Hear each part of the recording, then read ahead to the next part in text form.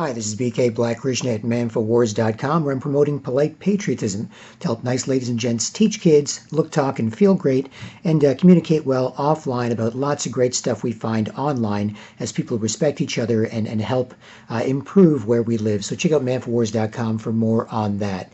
But this video is called Cuck-Slut Clothing versus What Men and Women Really Want, Save Respect Before It's Gone. And basically, this was inspired by reading an article from Summit.news. Summit.news, a new website by the legendary Paul Joseph Watson. He's of the InfoWars family, makes amazing videos. So if you haven't checked out his work, you should, because millions have been enjoying it around the world for years. And this article was trending at Summit.news. There's tons of stuff there, but people are always wondering, wait a minute, why am I just leaving comments or talking to strangers offline and then constantly uncomfortable and lonely with people or online? And then why am I just constantly uncomfortable and lonely with all these people offline? And it's because of stuff like this screwing people up. So I'll show you this article from Paul Joseph Watson and then get into a couple of thoughts here. Tons and tons to say about this, of course, but I'll try and keep this brief. So from Summit.news, new clothing line allows men to proclaim their cucks who share their wives. T-shirts include, quote, my husband likes to watch, quote, sissy husband, and, quote, married with benefits, from Paul Joseph Watson on April 19th, 2019.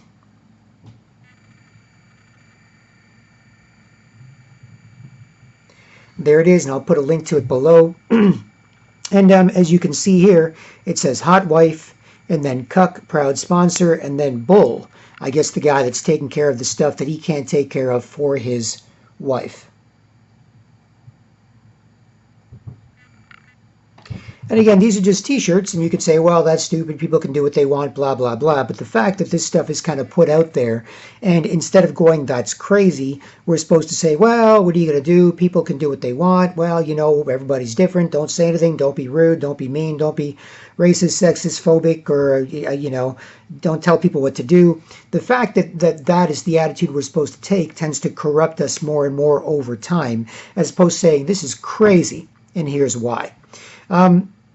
So the article continues, a new clothing line features shirts that allow men to proclaim that they are, quote, cucks, who share their wives and girlfriends with other men. The Cuck and Bull shop features dozens of designs, including a t-shirt that says cuck, proud sponsor of a hot wife, and one for women that says, quote, my husband likes to watch. There you go. Yeah. Oh yeah, I'm sure she's happy about that, but probably only because she was miserable with what she and her husband were up to before, so got to deal with that too. Another t-shirt which says, quote, bull, appears to be mainly modeled by black men, while another worn by a white model says sissy husband. And again, the repetition of these images and what we're supposed to be, or are we supposed to be cucked up? Are white people supposed to be scared to say anything politically correct? We're all guilty because, you know, a few hundred years ago, 2% of the population owned some slaves, and a bunch of white Christians fought and died to help free them and agitated for that. So now the rest of us, everybody else who was just some other version of a slave, you know, at that time, in terms of being kind of a sharecropper on a field, because they're our ancestors, we're supposed to feel guilty? No, and the West isn't that racist. If the West was racist, you wouldn't have had migrants from all over the world spending the last 50 years trying to come to Canada, America, parts of Europe, and so on. They would have been warned, place is too racist. There is some, but it's not this endemic problem that we always have to worry about. And yet, because we're encouraged to do that, you'll get a lot more of this, well, whitey, that's what you're supposed to be, that's how you're supposed to feel, so you should bring a big black guy into your relationship to really bang the crap out of your wife because you're such a nervous, insecure cuck. And that's what these T-shirts seem to be selling, which is just bad for everybody. And there it says bulls only, and then bull. And there you go. She's like, finally, I'm with this guy because he helps me pay the rent, but I really want that guy. Here's another one, sissy husband.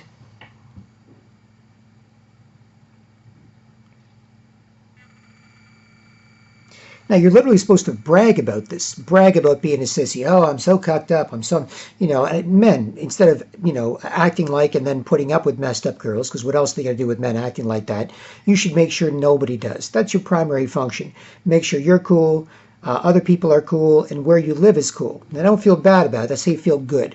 That's what all the movies and characters we like and all the things in Fight Club and everybody else and Gladiator and all the other, or Braveheart, and that everybody we like tries to do that, or artists, rappers, singers, music, blah, blah, blah. That's what they do. And so this is the exact opposite of that, right? Other shirts for women include, quote, deep throat princess, quote, bareback princess, quote, butt slut, and, quote, squirting champion. There is a bareback princess there. That's it. Even if she doesn't know you well, like you much, you can throw it in there bareback. Another image shows a model in Antifa-style garb with the word owned on his shirt. So this is somebody that's proudly working for the commie zombie globalist establishment as a commie zombie, trying to destroy countries and destroy nationalism. All your history was bad, your country was bad, you're all racist, sexist, phobic. We could destroy everything and kill all the people who disagree with us, and then bring in a new form of communism. And if adults, people over the age of 30, don't trust anyone under 30. Just make sure you can educate them. But if people don't do that, then for parents out there, your kids will probably kill you. Because your kids going to university, these little commie zombie factories with the radical left professors and Marxists and so on, they're going to teach your kids that everything sucked, you were racist, sexist, and phobic, your big house and your nice car are going to kill the earth in 20 years, even though people have been saying that for 50, 60 years, and they've been wrong. Every 5 days, the world's going to end in 10 years. 10 years later, yeah, we were wrong. World's going to end in 10 years, 20 years, 20 years, wrong. They're always wrong. So, but it is a good way to scare people and get them to kind of listen to you.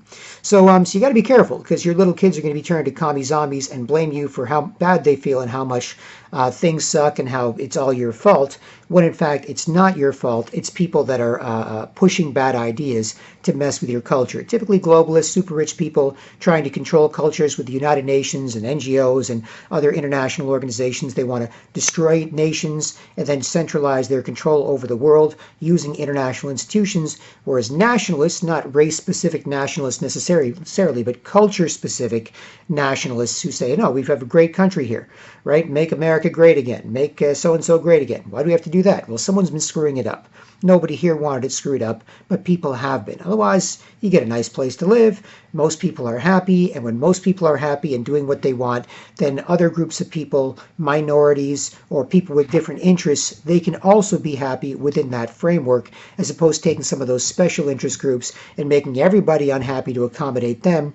And even they're not happy in a lot of those cases. They're just happy they have some power as disempowered people with a crappy worldview that says they've got to attack everybody else. So that's what we're dealing with. And yet they're saying here, this Antifa style with a black gas mask on, like they're going to cause some trouble and tear gas is going to be fired at him, has a shirt saying owned. Owned, I am a commie zombie puppet of the New World Order, or the Illuminati, or whoever the hell you want to say. Yep, that's me. That's me. I've probably got an evil eye tattoo, and so on, in a pyramid, saying, yep, no, I'm totally down with that. And that's how I rebel, by working for the people that want to control or kill us, right? And it says here, back to Paul Joseph Watson's article, although the entire thing sounds too outlandish to not be a troll, the company appears to have a legitimate Facebook page and an actual functioning shopping cart on its website, and he hyperlinks to those. The company's Instagram page is also being used by, quote, cucks and, quote, bulls to communicate with each other. And Instagram, especially, really horrible. Now, we all have heard things about social media being bad. Oh, it's addictive, it's this and that. Well, there's online sock puppets, which are used by the U.S. military and other organizations to they're basically robots. Sometimes one guy is controlling 10 different robots, or artificial intelligence robots, making comments online. And as we say less and less about less and less online, and then that translates into offline, more and more of us online could be talking to robots. If you leave 3 smiley-faced emojis to comment on something in response to somebody else who leaves, 2 smiley-faced emojis or whatever, that type of crap, or little short, snarky, bitchy blurts, you may not be talking to other people. You may just be, bitching to robots, and especially on Instagram. That's why YouTube videos like this and like many others are so important. And they're also compensating. YouTube videos, podcasts are compensating because all that online bitching to strangers leads to a lot of offline acting like a sketchy, bitchy, insecure mess, force people to see you touch your face or hair to talk, just basically making each other uncomfortable. Okay, I got to force you to see me look ugly, so now you have to force me to see you look ugly back, and then we can't do anything else much because we don't respect each other, and then we just look for strangers to force to see us look ugly in the commie zombification of cultures. So a lot of that is happening in conjunction with attacks on gender and masculinity and femininity and other politically correct ideas that make it seem like we're not supposed to be able to say anything, so let's just be quietly uncomfortable near each other, not respect each other, and then go bother other people, like poor mentally ill homeless people who can't stop acting rude and bitchy and sketchy too, and possibly lying and arguing and getting embarrassed about it until you're sick of each other, and that's all you do. So that's what we've got to fight against. So that's on Instagram as well. So be careful of that. Look up the term online sock puppet if you want to find some verification of that, and then realize with a lot of the times you're talking online, especially on things like Instagram, you could be talking to a bunch of robots that are talking to you, and you're not really leaving comments. And the people, especially wealthy or powerful people or successful artists, entertainers, and so on, they know they have to maintain that page, but they hardly even check it. So they're paying somebody else to do that. So you're not even really reaching them in a lot of those mediums, and that's something to be concerned about. As more and more people get herded there, it causes lots of problems. Now back to this Paul Joseph Watson article. The models shown did not originally model the shirts. The shirts have been superimposed onto stock images of models. One suspects they're not too pleased about their images being used to advertise these products. And yeah, this is, perfectly fine. If you look at online t-shirt making companies, they've got stock model photos. You design the shirt, the image, or the text, and then they superimpose it on those models. That's perfectly normal, but they're actually trying to sell this to normal people. And these are people, again, being encouraged not to have any self-respect. That's the broader sort of context, is you're being encouraged not to have any self-respect by being a cuck, or by being a slut, or by being a slut with a cuck, or a cuck with a slut. That's encouraging you not. And you might think it's rebellious. Whatever. I do whatever I want. I let my freak flag fly. The person I'm with, I make sure they can be freaky as they want with whoever they want. Well, then you're not really with each other for any sort of good reasons in a relationship context like that. Even with friends, for example, and that spills over into normal relationships where people act rude and sketchy with each other, don't respect each other, and then just look for strangers to bother because they don't respect each other, and it's hard to pay attention to each other when you don't respect each other. So it spills over into a general lack of respect for people, your kids, family, friends, and then, of course, strangers as part of this. Being encouraged to have no self-respect. Now, back to this article, it says here, the term cuck is often used as an insult against leftists who are accused of being cowardly and weak on issues such as illegal immigration. So they're trying to, adopt this term cuck, to be a proud cuck. And the traditional meaning of the word cuck is a man whose wife has control over you, or even worse, whose wife is sleeping with other guys, either behind your back or with your knowledge, because you're so cucked up you don't have control of that relationship. And again, I'll get into why this is such an issue.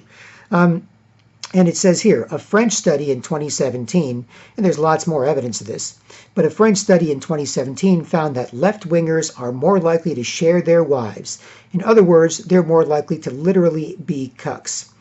It says here, quote, the study of 4,000 French individuals found that people on the far left are much more likely than the average Frenchman to share partners and have group sex, while Front National voters are more inclined towards sexual domination and spanking, reported Breitbart. And it says here, here's a couple of more pictures from the Cuck and Bull shop. My husband will clean it up and then clean up crew. This is assuming a wife has sex with a stranger and her husband will clean up the mess they made.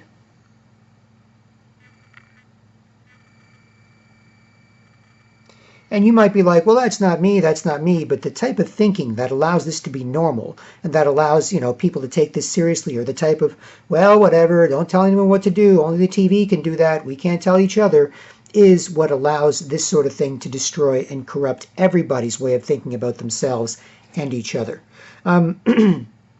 Here's another one. My husband won't mind.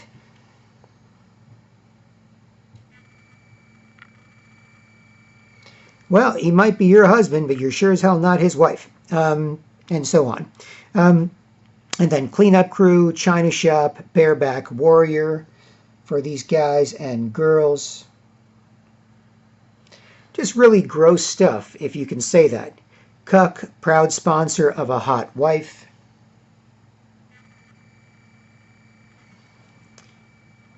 And married with benefits, this nice couple there as well.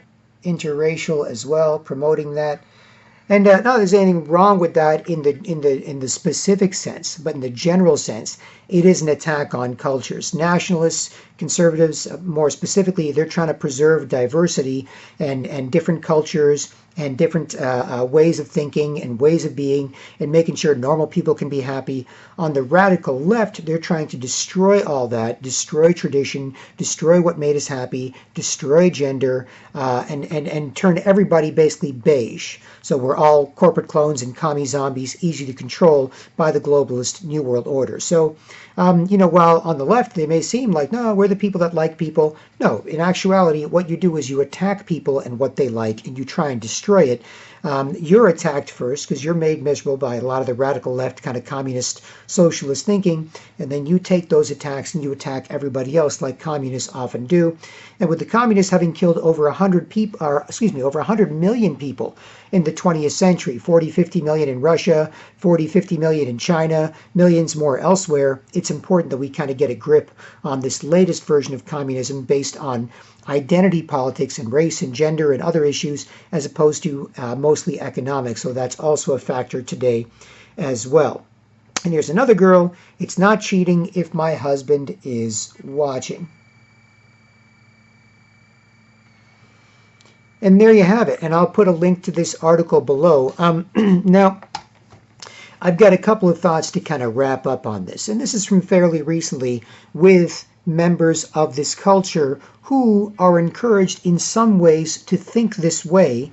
And by that I mean hot girls, especially hot girls, right? Hot girls. Hot girls are supposed to be, the leaders in our culture today. We're supposed to have quiet, nervous, sensitive, delicate men, and loud, obnoxious, bitchy, braggadocious girls, and loud, quiet, sensitive guys, and loud, obnoxious girls. It's like that's the exact opposite of what we like.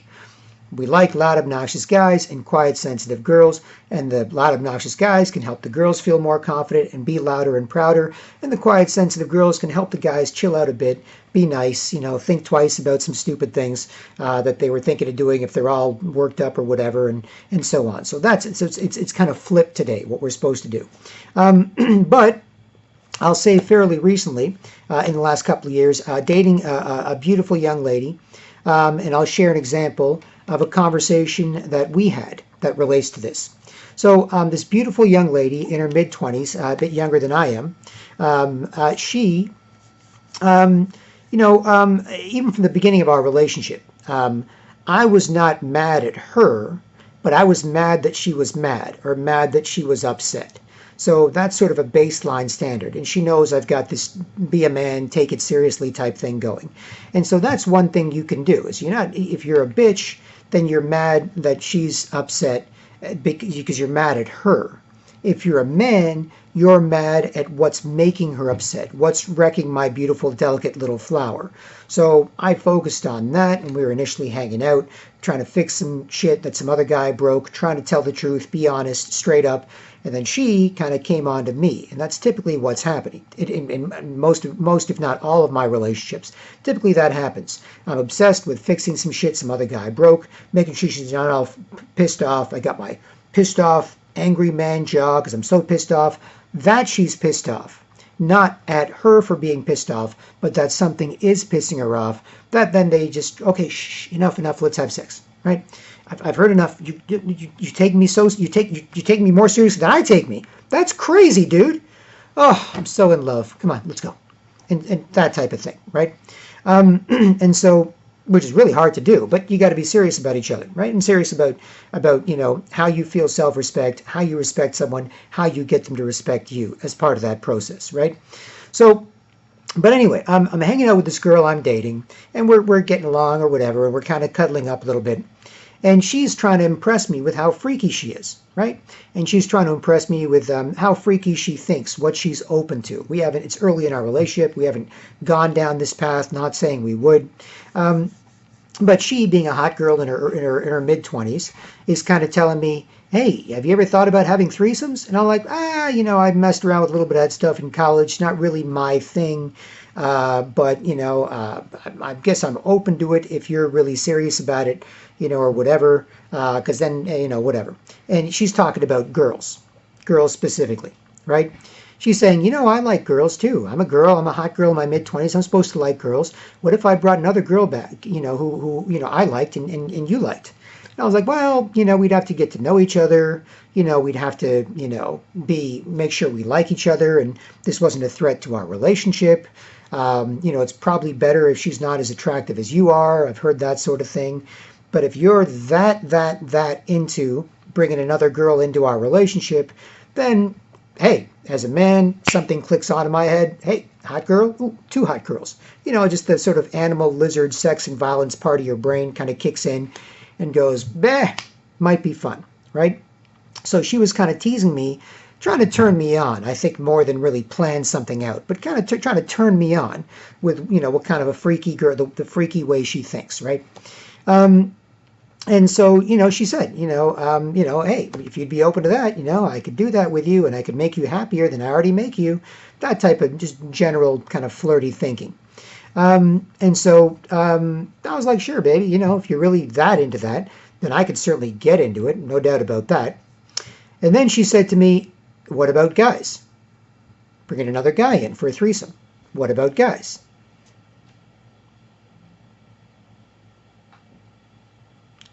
And I stopped, and I looked at her coldly, and my eyes got dark, and my face got dark, and I said, no.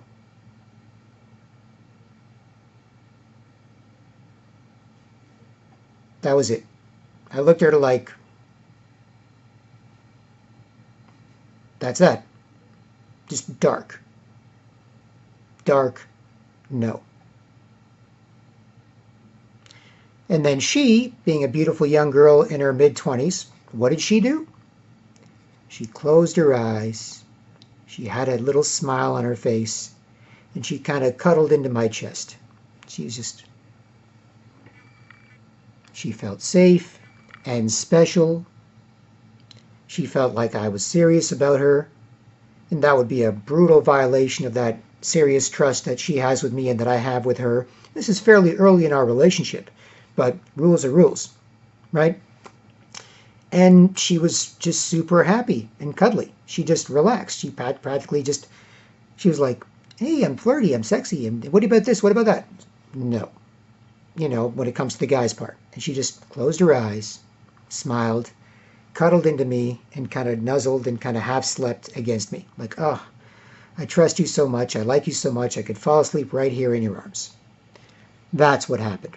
And this was with a girl in her mid-20s recently in this culture, right? So that's one example. Another example I'll share with you is a hot model I met. This is a hot model I met at a coffee shop. I'm a cool guy. She's a cute girl. We established that a couple of times. Didn't mind it if we occasionally paid attention. Polite, busy guys. Stay busy or friendly to be respected.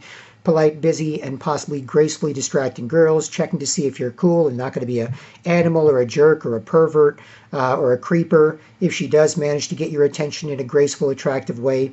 So, we, worked that out a couple of times. Wasn't going to bother me. I wasn't going to bother her. And then we got to chit-chatting, as men and women who were good at it, who could get along. Didn't date her. She's a hot, modelly, bartendy girl. But we got along and exchanged numbers and, cool, whatever. And she told me that she lived with a dude because we're talking about gender, men and women, blah, blah, blah, and this sort of thing. I told her my interests over the last few years have been in sort of working on ways to deal with this stuff. And she said, you know, I live with a guy, and this guy was hot. He was like model hot, right? Good looking guy. And we actually lived together for like a year. And she said, you know, we'd never fight. We never fought. Like, and he always just sort of agreed with what I wanted to do. You know, you want to eat here? Okay, no problem, honey. I'll eat there. Want to watch this TV? Sure, honey, we'll watch this TV. Want to do this? Yeah, sure. Whatever, it's fine. Yeah, no problem.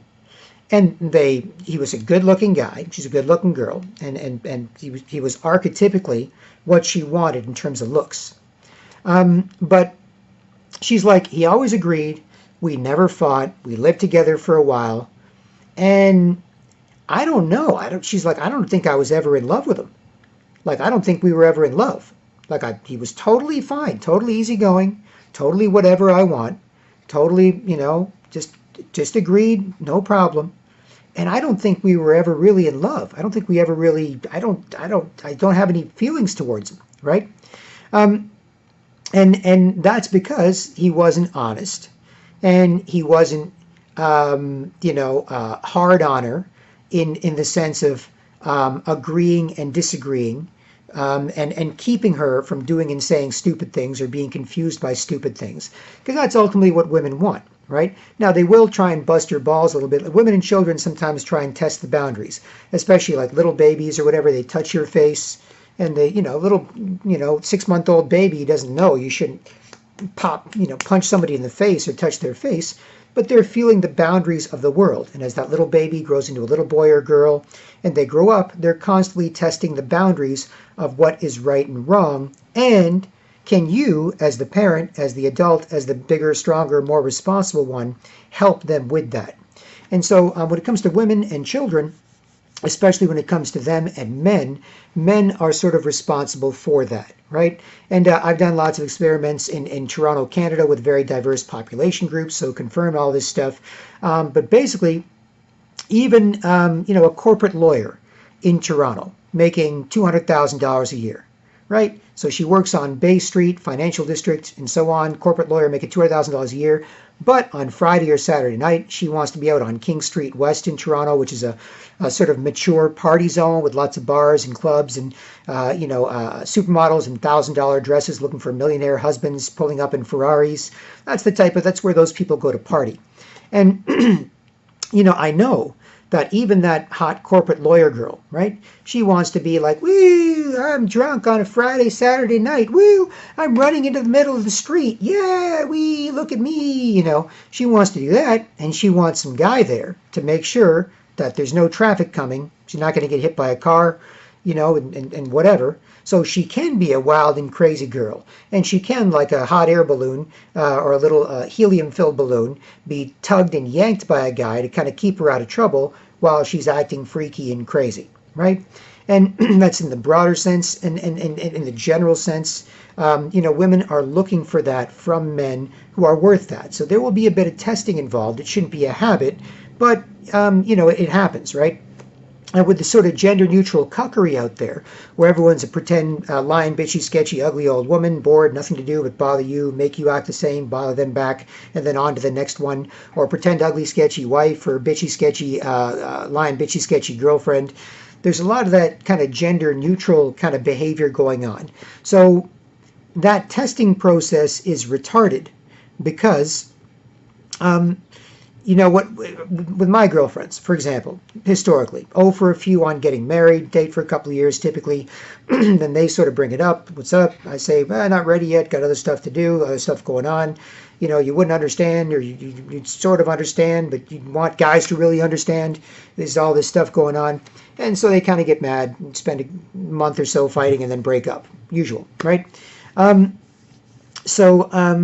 So I'm 0 for a few, and they sort of bring it up, whereas I just want to keep the relationship going. And as one of my cousins suggested to me, don't even think like it's doing something different, because you don't even know how to do something different. You've been together that long, and that's just what you want to keep doing. Then flip the switch, as opposed to now we're going to do something different. And so I'm not saying that's right or wrong, by the way. I'm saying, there's lots of arguments on marriage specifically, but my relationships with women have always been good in that sense. She wasn't like, I dated a total asshole, and I was like, I dated a total bitch. It was like, no, we were good. We didn't close the deal when it's time to close the deal, so we had to break up and move on to find other people who wanted what we wanted. So no problems. And I know with my girlfriends, when they were acting bitchy for no reason and just testing the boundaries, or testing if I'm a man because I looked stupid or fat or slow or whatever the other day, or some girlfriend yirped in her ear, he's not that good, I'm single and I'm miserable and I'll fuck up your relationship, whatever. And, I'm watching the Raptors game or whatever. And she sits beside me, and she's just being a frustrated bitch for no reason. Not that anything bad happened. Just being, just a grumpy girl for no reason. And I'm doing something I enjoy. Then, typically, bark, yank, spank, or most importantly, time out. I just ignore her. Gone. You're not going to start a fight with me for no reason, because if you start a fight with me for no reason, then I'm going to fight like a man, and you're going to lose. And I'm going to make sure you're not happy about this. Starting a fight with me for no reason. If something happened, somebody did something, I screw up, I'm half an hour late picking her up from the baby shower because I was being stupid or lazy, then in the car, she's a bitch. No. How'd it go? Fine, I have a headache. Oh yeah? Who was there? I don't want to talk. No radio. It's like, just suffer with someone who's in a bitchy mood for a bit. It's like, well, I screwed up.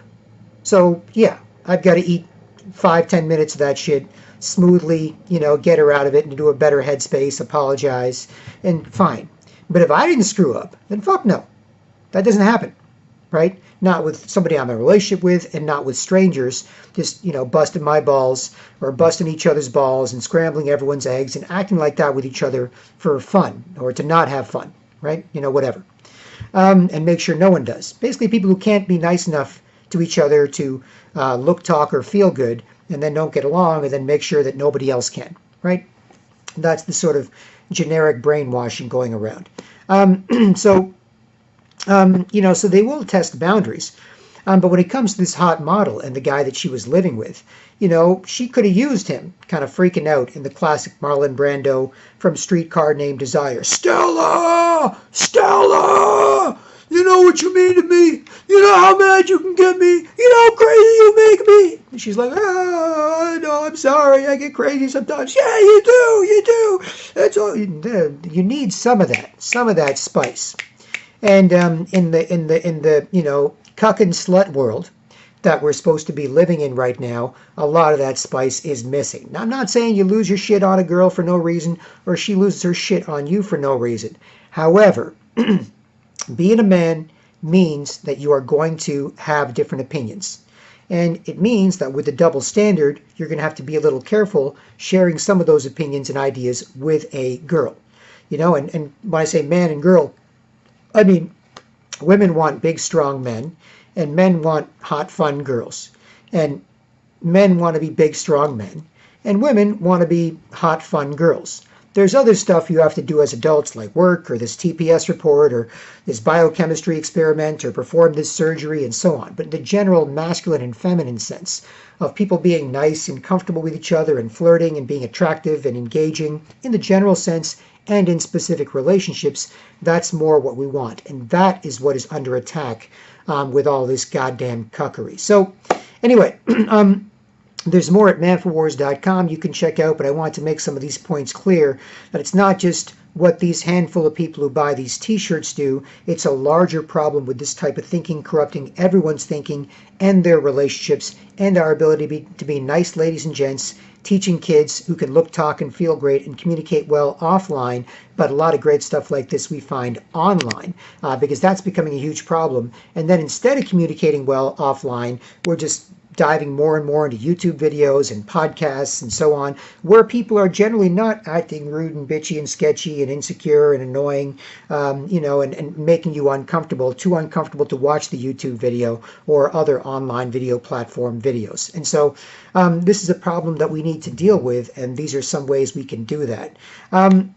And on that note, BK Black Krishna from manforwars.com. Feel free to comment or subscribe or get in touch or donate to the Man for Wars efforts as you like. My goal is to not just do stuff online, but win the offline information war, and see manforwars.com for more on that. Otherwise, I hope this helps, and I'll talk to you soon.